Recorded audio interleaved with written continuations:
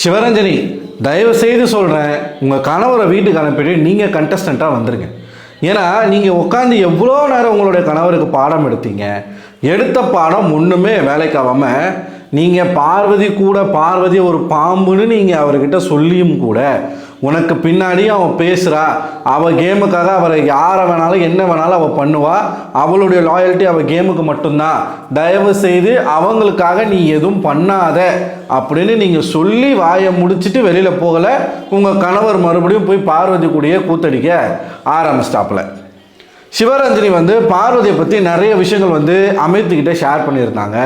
அதை தாண்டி பார்வதியை புலம்ப விட்டுட்டு போயிருக்காங்க. வெளியில் போகும்போது பார்வதிக்கிட்டேயே பார்வதியை பற்றி ஒரு விஷயத்த சொல்லி அதை இன்னமும் பார்வதி என்னவா இருக்கும் ஏதுவாக இருக்கும் கேரக்டர்னு சொல்லிட்டாங்களே, அவங்க எப்படி அதை சொல்லலாம், என்ன கேரக்டர், ஐயோ இப்போ நம்ம இதை கேட்க முடியாது, இது ஒரு பிரச்சனையாக பண்ண முடியாது, என்ன பண்ணலாம், மண்டை ஃபுல்லாக இதே தான் பார்வதிக்கு ஓடிக்கிட்டு இருக்கு.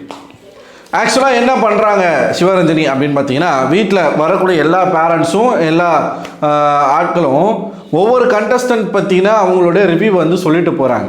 அப்படி இன்றைக்கி சிவரஞ்சனி ஒவ்வொரு கண்டஸ்டன்ட்டை பற்றி அவங்களுடைய ரிவ்யூவை சொன்னாங்க.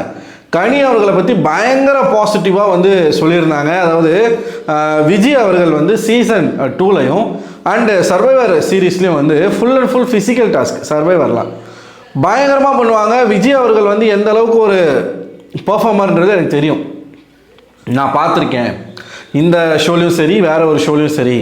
ஆனால் விஜயோடைய அக்கா விஜய்க்கு சலைச்சவங்க இல்லை அப்படின்னு நான் நினச்சேன். ஆனால் விஜயவே ஓவர்டேக் பண்ணுற மாதிரி நீங்கள் நிறைய விஷயங்கள் பண்ணுறீங்க அப்படின்னு கனியை பயங்கரமாக பாராட்டினாங்க. இப்படி ஒவ்வொருத்தரையும் இப்போ திவ்யாவை கூட அவங்க நிறையவே விஷயங்கள் சொன்னாங்க. அரோராவை சொல்லியிருந்தாங்க, விக்கல்ஸை சொல்லியிருந்தாங்க, எல்லாரையும் கானா வினோத் எல்லாரையுமே ஒரு விஷயத்த சொன்னாங்க.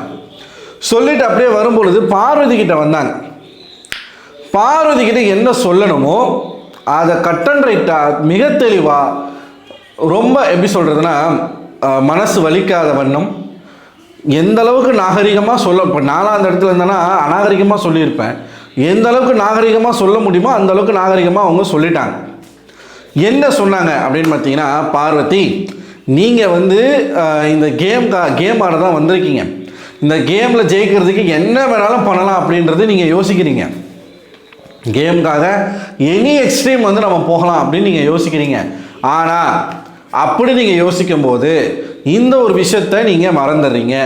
நீங்களும் ஒரு ஆள், நீங்களும் ஒரு ஹியூமன், நீங்களும் ஒரு மனுஷி தான் அப்படிங்கிறத நீங்கள் மறந்துடுறீங்க. இந்த கேமில் நம்மளுடைய கேரக்டர், நம்மளுடைய க்ரெடிபிலிட்டி ரொம்ப ரொம்ப முக்கியம், அது பாதிக்காத வண்ணம் பண்ணுங்க. அவங்க என்ன சொன்னாங்க, இந்த கேமில் நீங்கள் என்ன எக்ஸ்ட்ரீம் வேணாலும் போகலாம், ஜெயிக்கிறதுக்கு என்ன வேணாலும் பண்ணலாம் நீங்கள் நினைக்கிறீங்க. ஆனால் நம்ம கேரக்டர், நம்மளோட க்ரெடிபிலிட்டி, வெளியில் போனால் நமக்கு என்ன பேர் கிடைக்கும் அப்படிங்கிறத நீங்கள் யோசித்து அனலைஸ் பண்ணி பண்ணுங்க. இது எந்த அளவுக்கு நாகரிகமாக அவங்க சொல்லியிருக்காங்க. ஆனால் ஓப்பனாக உண்மையை சொல்லிட்டாங்க. பார்வதி எப்படிப்பட்ட ஒரு ஆள்னா, தான் கேமுக்காக யாரை வேணாலும் பலி கொடுப்பாங்க. பலி கொடுக்கறது மீன்ஸ் யாருடைய கேமை வேணாலும் பறித்து ஆடக்கூடிய ஒரு ஆள். இப்போ அண்ணான்னு சொல்லி திவாகர் கேமை கெடுத்து வெளில அனுப்பிச்சி விட்டாங்க. திவாகரை தூண்டி விட்டு திவாகர் வாயிலேருந்து வார்த்தைகளை வர வச்சு ஒவ்வொரு இடங்களையும் திவாகர் வார்த்தையை விடும்போது அதை கண்டிக்காமல் அதை வச்சு கண்டென்ட் பண்ணாலும் பார்வதி.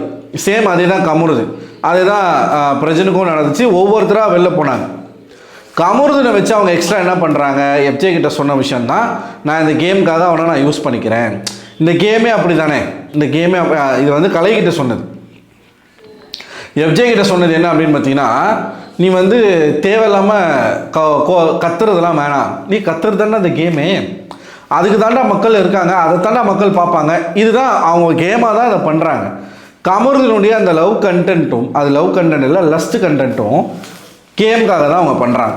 இதைத்தான் சிவரஞ்சனி மறைமுகமாக உன் கேரக்டரை இழந்துடாத, உன் கேரக்டர் போச்சுன்னா திரும்ப கிடைக்காது. ஏன் இதை பார்வதி கிட்ட சொல்லணும், கமருதனோட சேர்ந்து செய்கிற லீலைகள் சேட்டைகள் எல்லாமே அந்த மாதிரி. என்னோடய எமோஷன்ஸை கண்ட்ரோல் பண்ண முடியலன்னு ஓப்பனாக நான் இந்த வீட்டை விட்டு வெளில போகிறேன், என்னால் என்னோடய எமோஷன்ஸை கண்ட்ரோல் பண்ண முடியல. அவங்க வெளியில் இப்போ சிவரஞ்சனி கேரக்டரும் சொன்ன உடனே இவங்க பார்வதி அது எப்படி பேசுகிறாங்கன்னா, அவங்க சொன்னது நம்ம கேரக்டர், நம்மளுடைய கிரெடிபிலிட்டி ரொம்ப முக்கியம் தான் அவங்க சொன்னாங்களே தவிர்த்து பார்வதி வந்து சூஸ் யுவர் கேரக்டர்னு சொல்லலை. ஆனால் பார்வதி வந்து என்ன பேசிகிட்டு இருக்காங்க அப்படின்னு பார்த்தீங்கன்னா, சிவரஞ்சனி வந்து சூஸ் யுவர் கேரக்டர்னு சொல்லிட்டாங்க. எனக்கு புரியல, என்ன கேரக்டர்? இப்போ என் கேரக்டர் வந்து என்ன தப்பாக போயிட்டுருக்கா? நான் என்ன தப்பு பண்ணிகிட்ருக்கேனா? ஏன் உங்களுக்கு தெரியலையா? ஏன் பார்வதி உங்களுக்கு தெரியலையா? நீங்கள் பண்ணுறது தப்புன்னு தெரியலையா? செருப்பால் அடித்த மாதிரி சொல்கிறாங்க.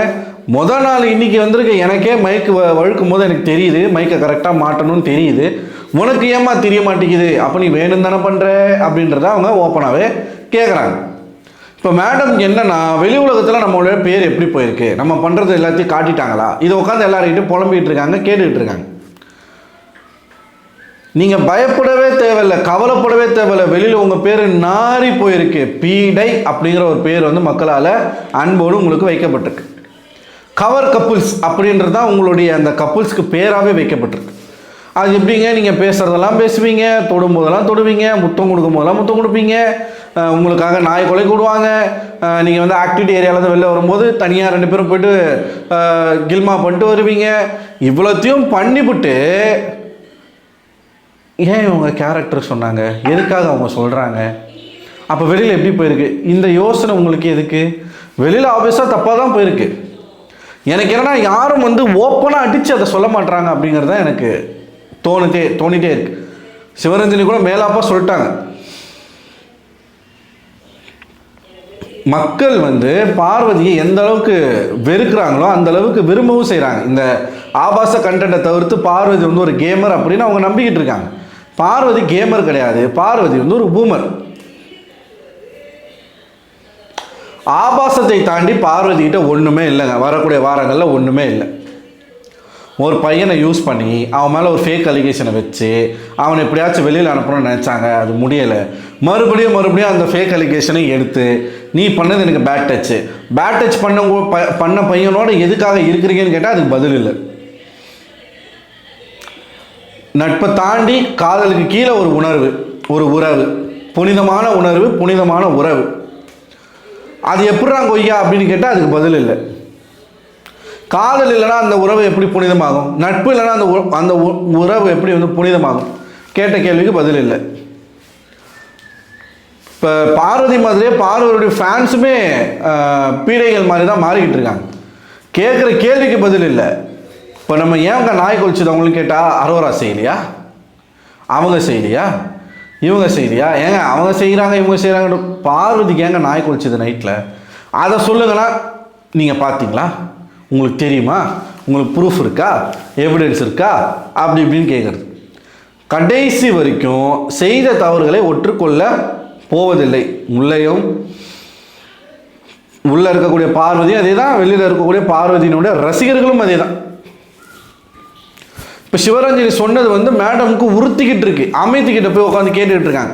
இந்த ஆள் பாருங்க, அவங்க மனைவி எவ்வளோ நாசுக்கா, எவ்வளோ புரியும்படி ஓப்பனாகவே சொல்லிட்டு போயிட்டாங்க. ஐயா நீ பார்வதி விட்டு விலகி வா, உன் கேமை தனியாக விளையாடு, நீ பார்வதி கூட இருந்தீன்னா உங்ககிட்ட யாரும் பேச மாட்டாங்க, வாயான்னு சொல்லிட்டு போயும் கூட அவளோட தான் உட்காந்து பேசிகிட்டு இருக்காப்புல. பார்வதி போயிட்டு அமைதிக்கிட்ட எக்ஸ்ப்ளனேஷன் கேட்குறாங்க. அக்கா வந்து கேரக்டர்னு என்னமோ சொன்னாங்களே, அது என்ன? அவங்க சொன்னது வேற, அப்படியே மாற்றி வேற மாதிரி சொல்கிறாரு அமித். இப்போ கூட அமித் வந்து பார்வதி மனசு கஷ்டப்படக்கூடாது, பார்வதி வந்து நோகடிக்கக்கூடாதுன்னு சொல்லி இப்போ கூட முட்டு கொடுக்குறாப்புல. இப்படி இருந்தால் நம்ம என்னத்தை சொல்கிறது அமித்தை? ஸோ சிவரஞ்சனி சொன்னது 100ல் 1 வார்த்தை. இந்த ஷோ இது இப்படி தான் நீ பண்ணணும்னு அவசியம் இல்லை, உனக்குன்னு ஒரு கேரக்டர் இருக்குது, க்ரெடிபிலிட்டி இருக்குது, அதை மிஸ் பண்ணிடாத, அதை இழந்துடாத அப்படின்னு சொல்கிறாங்க. அது ஏற்றுக்க மனம் இல்லாத பார்வதி எப்படி அவங்க சொல்லலாம்? இங்கே நான் அது எப்படி சொல்கிறது, நான் ஒரு தப்பு பண்ணுறேன்னா அதையும் தெரிஞ்சு தான் பண்ணுறேன், நான் ஒரு நல்லது பண்ணுறேன்னா அதையும் தெரிஞ்சு தான் பண்ணுறேன், ஆனால் அது ஏன் வந்து விமர்சனமாக்கப்படுது அப்படின்ற ஒரு கேள்வி கேட்குறாங்க. ஏன்டா பிக் பாஸ் வீட்டுக்குள்ளே நீங்கள் என்ன பண்ணாலும் அது விமர்சனமாக தான் வரும். தப்பு பண்ணால் தெரிஞ்சு பண்ணுறேன்னா அப்போ வந்து அதுக்கான பலனை வந்து ஏற்றுக்கோ, பனிஷ்மெண்ட் வந்துச்சுன்னா ஏற்றுக்கோ, எஸ் நான் பண்ணேன் அப்படின்னு சொல்லு, தெரிஞ்சு தானே பண்ணுறீங்க. ஸோ 2 இடத்துல பார்வதி வந்து செருப்பால் அடிச்சாங்க சிவரஞ்சனி.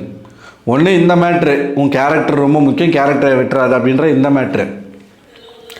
அதுக்கு முன்னாடி அமித்கிட்ட வந்து பார்வதியை பற்றி சொன்னது. ஆனால் அமித் வந்து அதை பெருசாகவே எடுத்துக்கல. அவர் வந்து அசிஷுவல் பார்வதி கூட எப்படியும் போல தான் இருக்கிறாரு. ஸோ என்ன நடக்குதுன்றதை பார்ப்போம். அடுத்து திவ்யா அவர்களோட குடும்பத்தார் வராங்க. ப்ரோமோவில் வந்து வந்திருக்கு. ஸோ அந்த ப்ரோமோ கண்டென்ட் என்ன அப்படிங்கிறத பேசுவோம். உங்களிடம் இந்த விடைபெறுவது நீங்கள் என்ன நினைக்கிறீங்க? உங்களோட கருத்துக்களை மறக்காமல் கமெண்ட் பாக்ஸில் கமெண்ட் பண்ணுங்கள். அடுத்த ஒரு வீடியோவில் கூட சந்திக்கிறேன். அதுவரை உங்களிடம் இந்த விடைபெறுவது நான் அரவிந்தன்.